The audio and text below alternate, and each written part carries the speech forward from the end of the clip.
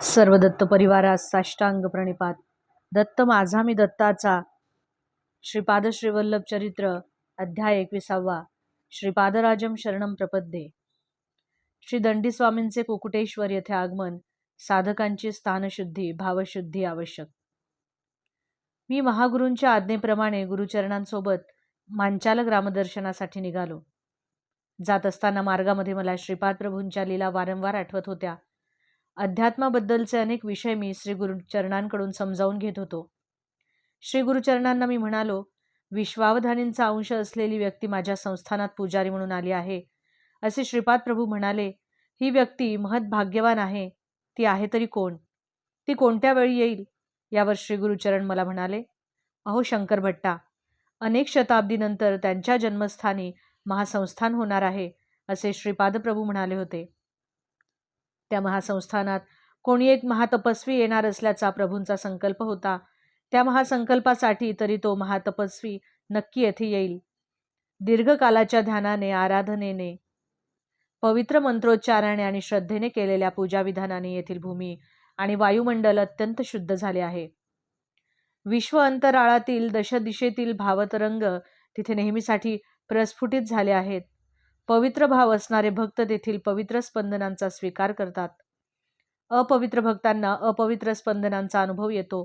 एखाद्या ठिकाणी वायुमंडलातील भावतरंग प्रबळ शक्ती संपन्न होऊन काही प्रयत्न न करता सुद्धा महापुरुषांच्या मानसिक चैतन्याला स्पर्श करून अनेक विचित्र पद्धतीद्वारा त्या विशिष्ट स्थानास आकर्षित होतात. यात आश्चर्य वाटण्यासारखे काही नाही. त्यामुळे साधक स्थळशुद्धी होऊन तिथे राहू शकतात. भावशुद्धी झालेल्या साधकास हे शक्य आहे. अशा साधकांचीच आपण संगत केली पाहिजे. द्रव्यशुद्धी आणि अन्नशुद्धी असलेल्या साधकाकडूनच आपण अन्न अथवा धन स्वीकारले पाहिजे. वेदातील महापंडित म्हणविल्या जाणाऱ्या व्युत्पन्न ब्राह्मणांना सुद्धा श्रीपाद प्रभूंच्या कृपाकटाक्षाचा लाभ होऊ शकत नाही, परंतु तोच दोषरहित अल्पज्ञान असणाऱ्या भक्तास सहजपणे होतो. मी पौंड्र देशात ओरिसा राज्यात जगन्नाथपुरी क्षेत्रात व्यापाराच्या निमित्ताने गेलो होतो. तिथे मला श्री जगन्नाथाच्या मूर्तीमध्ये श्रीपाद प्रभूंचे दर्शन झाले. माझ्याबरोबर आलेल्या 3-4 भक्तांना श्रीपाद प्रभूंनी त्यांच्या इष्टदेवतांच्या स्वरूपात दर्शन देऊन तात्काळ स्वतःच्या रूपात दर्शन दिले. सर्व देवी देवतांच्या रूपात मीच आहे असा मनोबोध त्यांनी केला. दंडी स्वामींचा गर्वभंग. आम्ही जगन्नाथपुरीला गेलो त्याच दिवशी दंडी स्वामी आपल्या 108 शिष्यांसह आले होते. कोणी एखादा महात्मा दिसताच त्याच्या चरणावर मस्तक टेकवून नमस्कार करणे ही आमची रीतच होती. आम्ही दंडी स्वामींच्या चरणावर आपले डोके ठेवून नमस्कार केला. आणि काय आश्चर्य, तात्काळ दंडी स्वामींची वाचा गेली. त्यांना काही बोलता येईना. आम्ही सर्वांनी श्री दंडी स्वामींना पुन्हा वाचा यावी अशी श्रीपाद प्रभूंच्या चरणी नम्र प्रार्थना केली. या प्रार्थनेचे फलस्वरूप त्या स्वामींची गेलेली वाचा परत आली.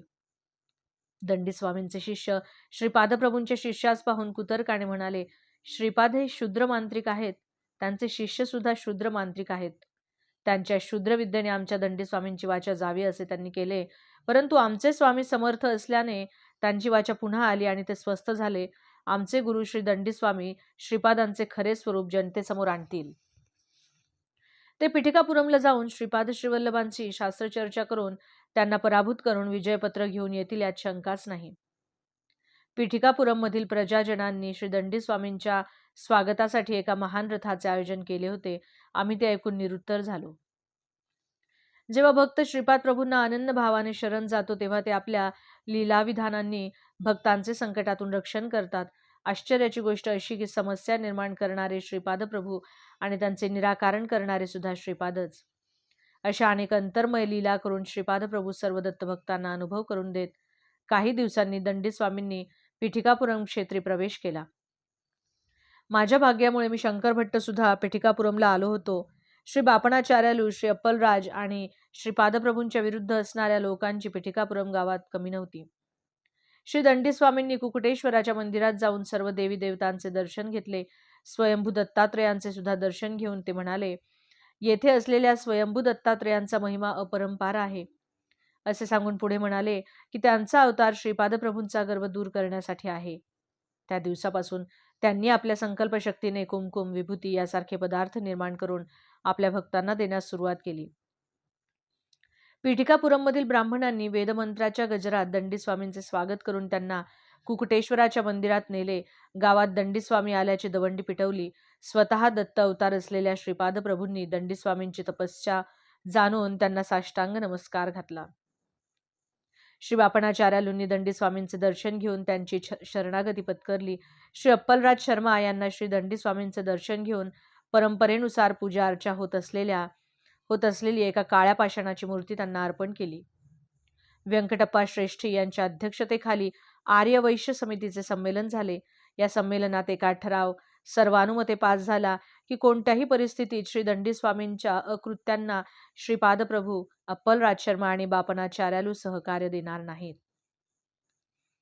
नरसिंह वर्मा यांच्या अध्यक्षतेखाली झालेल्या क्षत्रिय सभेत हाच प्रस्ताव अनुमोदित झाला. श्रीपादप्रभू आपल्या आजोळच्या घरातील अंगणात असलेल्या औदंबराच्या झाडाखाली विश्रांती घेत होते. दिव्यकांतीच्या कळा पसरविणाऱ्या श्रीपादप्रभूंकडे पाहून श्रेष्ठींना गहीवरून आले आणि त्यांच्या नेत्रातून काही अश्रुबिंदू ओघळले. बापणाचार्यालू, श्री अप्पलराज शर्मा आणि श्रेष्ठी हे तिघे श्रीपादांच्या मुखारविंदाचे अवलोकन करीत त्यांच्या अगदी जवळ बसले. श्रीकृष्णासारख्या दिसणाऱ्या श्रीपादप्रभूंना भूक लागली होती. त्यांची आजी राजमांबाने श्रीपादप्रभूंना खाण्यासाठी एका चांदीच्या भांड्यात दहीभात आणला. श्रीपादप्रभूंनी तो मोठ्या आवडीने खाल्ला. तो भात खाल्ल्यावर श्रीपादप्रभू आपल्या आजोबांना वेदघोष करा असे म्हणाले. बापणाचार्यालूंनी वेदघोष करण्यास सुरुवात केली. त्यांच्याबरोबर श्री अप्पलराज शर्मा व स्वतः श्रीपादप्रभू सुद्धा वेदघोष करीत होते. नरसिंहवर्मा आणि श्रेष्ठी या दोघांनी सुद्धा अत्यंत आनंदाने सुश्राव्य स्वरात वेदपठनास प्रारंभ केला. तेथील वातावरण या वेदघोषामुळे ऋषी आश्रमाप्रमाणे पवित्र झाले होते. याच वेळी कुकुटेश्वराच्या देवळात एक आश्चर्य घडले. स्वयंभू दत्तात्रेयांच्या तोंडाजवळ दहीभाताची शेते दिसू लागली. पुजाऱ्याने ती 2-3 वेळा पुसली तरी पुन्हा तिथे ती येत होती. अशा प्रकारे श्रीपादप्रभूंची अद्भुत लीला होती. दंडीस्वामी आपल्या शिष्यांबरोबर वेदघोष करीत पीठिकापुरमहून बाहेर जाण्यास निघाले. ते सर्वजण एकामागून एक पावले टाकीत चालले होते. त्यांना तेथील जमीन वाढत असल्यासारखी वाटत होती. ते कितीतरी वेळ चालत होते, परंतु ज्या ठिकाणाहून निघाले तिथेच होते. याप्रमाणे त्या विचित्र क्रियेत बराच वेळ गेला. सर्वांना ते पाहून मोठे आश्चर्य वाटले. तेवढ्यात दंडीस्वामींच्या हातातील दंड तुटून त्याचे 2 तुकडे झाले. दंडीस्वामींना मात्र आपल्या शरीराचेच 2 तुकडे झाल्यासारखे वाटले. पीठिकापुरममधील ब्राह्मणांना ही घटना भयप्रद वाटली.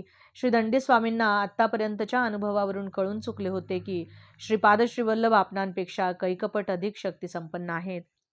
त्यांचा विरोध केल्यास अनर्थ घडून येईल अशी त्यांची खात्री पटली. अशा परिस्थितीत आपल्या गावी कसे जावे याची त्यांना चिंता लागून राहिली.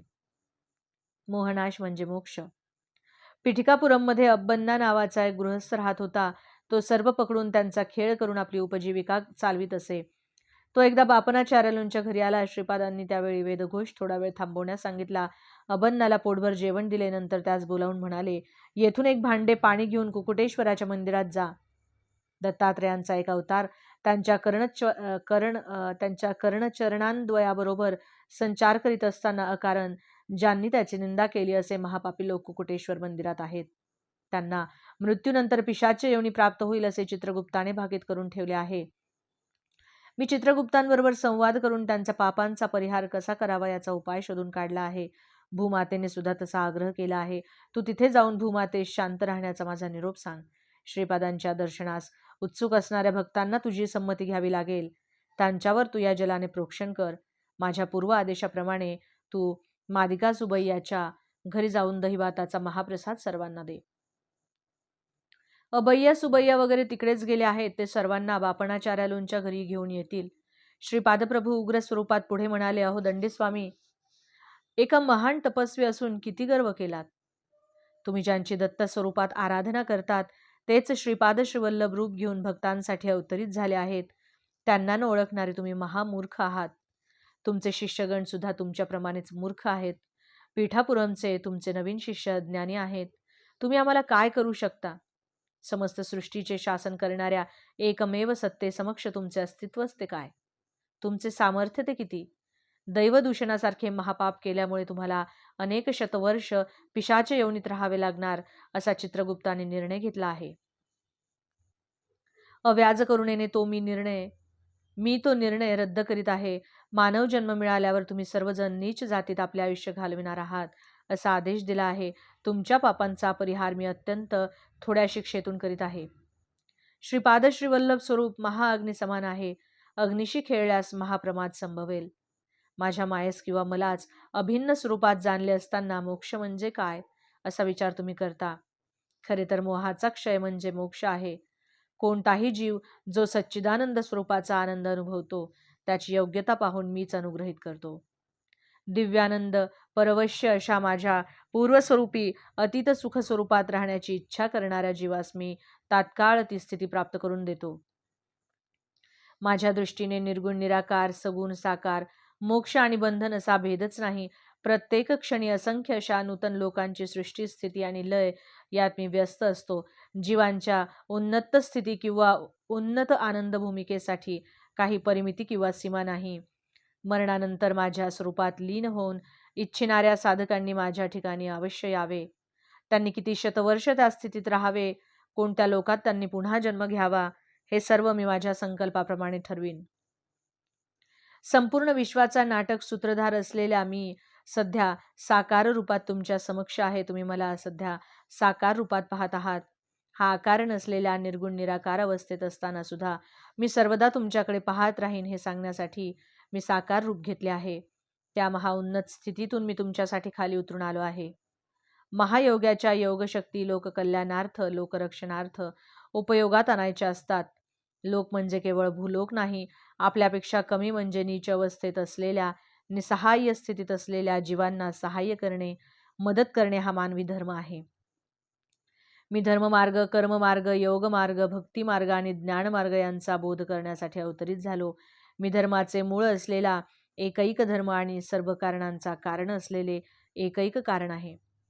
माझ्या संकल्पाशिवाय या सृष्टीत काहीच घडत नाही. मी नसलेले या सृष्टीत काहीच नाही. मी आहे म्हणून तू आहेस. ही सृष्टी आहे. यापेक्षा वेगळे सत्य मी तुला काय समजावून सांगू. तू हिमालय पर्वतावर जाऊन निसंग होऊन तपाचरण कर. तुला शिष्य संघटनेची गरज नाही. तू मोक्ष मिळवलास किंवा उद्धरून गेलास तरी या सृष्टीचे किंवा माझे असे काहीच नुकसान होणार नाही. सृष्टीतील सारे व्यवहार व्यवस्थितपणे यथाविधी पार पडतील हे समजून घेणे तुझ्या दृष्टीने आवश्यक आहे. तुझ्यासोबत तू पिठापुरमचे शिष्य घेऊन जाशील तर ते उंटाच्या लग्नाला गाढवाचे संगीत असे होईल. उंटाच्या सौंदर्याची स्तुती गाढवाने करावी आणि गाढवाच्या गायन माधुर्याची प्रशंसा उंटाने करावी असे होईल. परस्परांनी एकमेकांच्या प्रशंसेचे पूल बांधले तरी यथार्थ स्थिती काही बदलत नाही आणि ती निराळीच असते. अरुंधती वशिष्ठ संबंध. त्यावर मी म्हणालो, अहो गुरुचरण, अरुंधती मातेचा जन्म चांडाळ वंशात झाला असे मी ऐकले आहे. तिचा विवाह वशिष्ठ ऋषीबरोबर कसा झाला? यावर गुरुचरण म्हणाले, पूर्वी वशिष्ठांनी 1000 वर्ष तपाचरण केले होते. त्यावेळी अक्षमाला नावाच्या एका चांडाळ कुळातील कन्येने त्यांची उत्तम रीतीने सेवा केली. तिच्या सेवेने प्रसन्न होऊन ऋषींनी तिला वर मागण्यास सांगितले. त्यावर त्या कन्येने म्हटले, वशिष्ठ मुनी, माझे पती व्हावेत अशी माझी इच्छा आहे. तेव्हा वशिष्ठ मुनी म्हणाले, अक्षमाले, तू एक चांडाळ कन्या आहेस. मी एक सच्छील ब्राह्मण आहे. मी तुझा पत्नी म्हणून कसा स्वीकार करू शकेन? या वक्तव्यावर अक्षमाला म्हणाली, अगोदर वर मागण्यास आपणच मला प्रेरित केले आणि आता इच्छित वर मागितल्यावर आपल्या वचनापासून मागे का फिरता? वाकदोषाच्या भीतीने वशिष्ठ मुनी म्हणाले, तुझा देह माझ्या इच्छेनुसार करण्यास तुझी संमती आहे काय? त्यावर अक्षमालेने होकार दिला. वशिष्ठ मुनींनी तिला भस्म केले आणि पुन्हा जिवंत केले. असे त्यांनी 7 वेळा केले. 7व्या जन्मी तिचे चांडाळ वंशातील सारे दोष नष्ट होऊन ती अत्यंत पवित्र स्त्री झाली. त्यावेळी वशिष्ठ मुनींनी तिच्याबरोबर विवाह केला. वशिष्ठ मुनींनी केलेल्या शुद्धीकरणाच्या कर्मास तिने विरोध केला नसल्याने तिचे नाव अरुंधती असे पडले आणि त्याच नावाने ती प्रसिद्ध पावली. ही हकीकत वशिष्ठ गोत्रातील श्री नरसिंह वर्मा यांना श्री प्रभूंनी सांगितली होती. शूद्र जातीत जन्म झाला असला तरी ब्राह्मणाची कर्मे करणारा 7व्या जन्मी उपनयन झाल्यानंतर ब्राह्मण पदाला प्राप्त होऊन ब्राह्मण कुळात स्वीकारला जातो. त्या काळी समाजातील चातुर्वर्णाची विभागणी त्यांच्या कर्मानुसार होत असे. ही समाजाच्या दृष्टीने हितकर योजना होती, परंतु काही कालांतराने ही विभागणी कर्मावर आधारित न राहता जन्मावर आधारित झाली. पूर्वीच्या काळी ब्राह्मण कुळात जन्मलेला ब्राह्मणांची नियत कर्मे न करिता वाणिज्य करीत असेल तर तो वैश्याच्या वर्णास योग्य होई. असे एखादा क्षत्रिय अत्यंत सात्विक वृत्तीचा असून त्याला ब्राह्मणांच्या कर्मामध्ये अधिक रस वाटला असल्यास तो ब्राह्मण पदाला योग्य होऊ शकत असे. श्री दत्तप्रभूंवर विश्वास ठेवणाऱ्या साधकांना ते उन्नत स्थितीत ठेवून त्यांच्या योग्यतेप्रमाणे शिष्यत्व देत त्यांचे भक्त कोणत्याही कुलात जन्मले असले किंवा कोणत्याही परिस्थितीत असले तरी सुखी जीवनाला आवश्यक असणारे आयु, आरोग्य, ऐश्वर्य श्री दत्तगुरू आपल्या भक्तांना देत जन्मजन्मांतरीची कर्मबंधने तोडून उन्नत स्थितीत ठेवणे हा श्रीपाद प्रभूंची सहज लीला होती. दत्तभक्तांना स्वामींचे अभय वरदान. आम्ही श्रीपाद प्रभूंचा महिमा विशेष रूपाने समजावून घेण्यासाठी मंचला या ग्रामी येऊन पोहोचलो. मंचाल ग्रामदेवतेने आम्हास दर्शन देऊन धन्य केले. तिने आपल्या दिव्य हस्तांनी आम्हास प्रसाद दिला. ती ग्रामदेवता म्हणाली, पूर्वीच्या काळी प्रल्हादास गुरुबोध केलेला श्री दत्तात्रेयच भूलोकात श्रीपाद श्रीवल्लभांच्या रूपात अवतरित झाले आहेत. श्रीपाद प्रभूंचा संकल्प अनाकलनीय असतो. येणाऱ्या शताब्दीमध्ये प्रल्हादांचे सार्वभौम गुरु अवतरतील. हा प्रदेश मंत्रालय या नावाने प्रसिद्ध पावेल असे श्रीपाद प्रभूंनी स्वतः मला सांगितले होते. तुमचे सारे शुभमंगल हो. असे बोलता बोलताच ती आपल्या पुररूपात आली. आम्ही तेथून निघण्याच्या वेळी कृष्णदास नावाचा एक व्यापारी तेथे आला. मंचाल ग्रामदेवतेने त्याला सुद्धा प्रसाद दिला आणि फुलांची एक माळ दिली. आम्ही तिघे गुरुचरण, कृष्णदास आणि शंकर भट्ट कुरगुड्डीस जाण्यास निघालो. सर्व दत्तभक्तांचे कुळ एकच असते. त्यांना दत्तांचा प्रसाद कोणत्याही कुलातील भक्ताने दिला तरी त्याचा ते मोठ्या प्रेमाने स्वीकार करतात. आमच्याबरोबर प्रवासात कृष्णदास आल्यामुळे नवा उत्साह आला होता. बोलता बोलता एका प्रसंगानुसार कृष्णदास म्हणाले, यज्ञादी कर्मासाठी दिली जाणारी दक्षिणा 16, 116 आणि 1116 अशी असावी. ही संख्या श्रीपाद प्रभूंनी सांगितलेल्या 2498 या संख्येप्रमाणेच आहे. परमात्म्यापासून ज्याप्रमाणे जगताची निर्मिती होते त्याचप्रमाणे पित्यापासून पुत्रांची निर्मिती होते. नवरदेव विवाहाच्या वेळी होमाच्या अग्निदेवतेस प्रार्थना करीत असे की, हे अग्निदेव, मला या वधूपासून 10 पुत्रांची प्राप्ती व्हावी. 10 कन्या पुत्रांची प्राप्ती झाल्यानंतर त्याने पत्नीस मातेच्या स्वरूपात पाहावे असे शास्त्रवचन आहे. कृष्णदास पुढे म्हणाले, पूर्ण या शब्दाचा अर्थ निर्गुण असा आहे, म्हणून तो रुद्ररूप समजला जातो. या समस्त विश्वाचा लय झाल्यावर उरणारे ते शून्यच असते. त्या महाशून्यातच सर्वांचा लय होतो. विष्णू स्वरूप म्हणजे अनंत धर्मतत्व. सृष्टीच्या स्थिती स्वभावासाठी अनंत तत्व आवश्यक आहे. श्रीपाद प्रभूंचे 16 कला पूर्णत्व. गुरुचरण म्हणाले, अरे शंकर भट्टा, कोणत्याही वस्तूचे असंख्य तुकडे केले असता एक एक तुकडा म्हणजे शून्यासारखा असतो. असे असंख्य शून्य एकत्र झाले असता त्याला मर्यादित आकार येतो. या कारणाने शिव आणि केशव अभिन्न आहेत. पंचभूतात्मक असलेली सृष्टी ही विष्णू स्वरूपच आहे. दक्ष यज्ञाचा विध्वंस करणाऱ्या वीरभद्रास श्री विष्णू म्हणाले, मूल प्रकृती आणि ईश्वर यांच्या निमित्ताने पार्वती माता, राक्षसांशी युद्ध करणारी दुर्गा माता आणि कोपावस्थेतील कालिका माता ही सारी माझीच रूपे आहेत. श्रीपादप्रभूंना षोडशकला संपन्न म्हणण्याचा उद्देश हाच आहे. 16 वर्षाचे वय असताना श्रीपादप्रभू पिठिकापुरम सोडून गेले. ते स्वयं ब्रह्मा, विष्णू आणि रुद्र स्वरूप असल्यामुळे त्यांना 16 कला परिपूर्ण असे मानले जाते. सावित्री काठक यज्ञाचे फलित म्हणजे श्रीपादप्रभूंचा अवतार. सकल जनांच्या बुद्धिमत्तेस प्रेरित करणारी आणि सर्व मंडलाच्या मध्यभागी असलेले दिव्य तेज म्हणजेच गायत्री माता, तिची 24 प्रतीके आहेत. 9 ही संख्या ब्रह्माच्या स्वरूपाचे प्रतीक आहे. 8 हे महास्वरूपाचे द्योतक आहे. त्रेतायुगातील भारद्वाज मुनींनी पिठिकापुरम या क्षेत्री सावित्री काठक यज्ञाची योजना केली होती.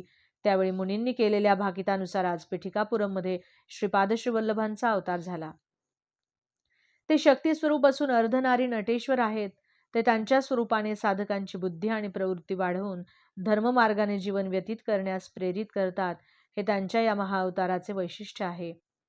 त्यांच्या बोधपर वाक्यांचे आणि लीलेचे व्याकरण अनाकलनीय आहे. या नवीन व्याकरणाचे ते स्वतःच करता असल्याने ते केवळ त्यांनाच समजते.